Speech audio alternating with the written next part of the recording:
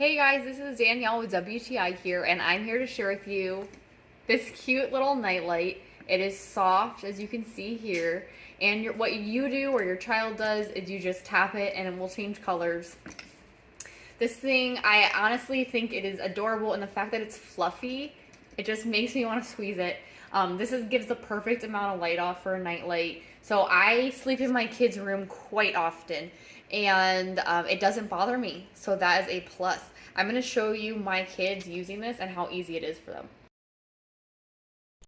So this nightlight my kid uses to go to sleep. She doesn't like the dark. She's 7 years old and she wants something cute to feel safe. So I have this cat nightlight for her and I love it. She picks the color until she's happy and then it just transitions through the night. This stays on all night for her. We have no problem. And even though these lights look like they're spotty and flashy, they're actually very fluent throughout the whole time. And we just love this nightlight. So this little guy also has a remote, and the remote you can change the brightness of the color. You can change the colors in general.